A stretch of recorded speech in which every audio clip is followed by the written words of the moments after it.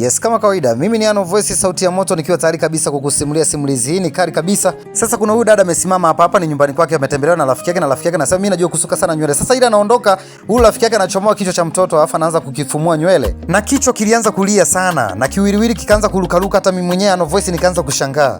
Yaani kiwiliwili amekiacha. Sasa ile anarudisha tu kichwa na mwenye nyumba amefika. Sasa anasema, rafiki yangu nini hapo sasa? Unafanya nini hivyo hivyo kwa mwanangu sasa? Mbona ninakuamini lakini leo umenishangaza. Sasa mtoto wake anasema mama, yana amenitoa kichwa hivi. Sasa anasema rafiki yangu huyu mtoto muongo. Tena muongo sana. Yaani mimi nilikuwa namfumua nywele akiwa amekaa hapo hapo. Lakini yeye anasema mimi nimechomoa kichwa chake. Sasa huyu mama anasema rafiki yangu mimi nimekuona mimi mwenyewe. Anasema mtoto wangu amefanyaje? Anasema mama amechomoa kichwa changu hivyo. Anasema mwache mtoto wangu ajieleze vizuri. Mbona mkatisha katisha?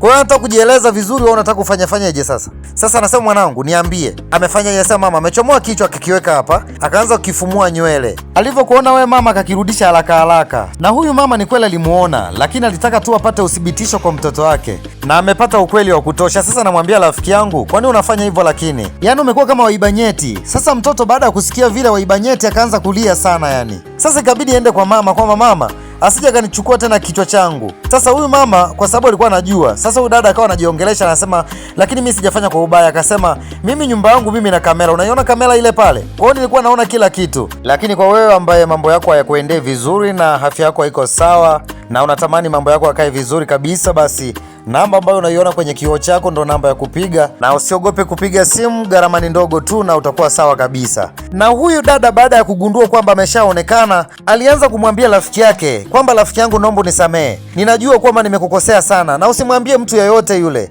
Maana ukimwambia mtu yeyote yule hili jambo litakuwa ni zito sana. Na sijui nitaishi kwenye dunia ipi. Sasa kawa naomba msamaha sana. Tena sana. Sasa huyu dada akamwambia, rafiki yangu wewe ni mchawi sana. Sasa huyu dada akasema, rafiki yangu naomba unisamee basi. Yaani nimekukosea. Huyu dada akasema, yaani hata Ano Voice amekuona wala hahitaji hata kamera, hata kama kamera ipo lakini Ano Voice ameona. Yaani wewe ni mchawi sana. Na huyu dada akasema, mimi ninamtegemea tu Mungu. Ninajua Mungu atakufanyia kitu ambacho wewe utakuja kusahau katika maisha yako. Na huyu dada akasema, naamini Mungu yupo, lakini hata dakika moja haijafika ni kama moto umempiga huyu dada mchawi. Sasa akawa anayumba tu. Lakini huyu dada mwingine alianza kuomba sana.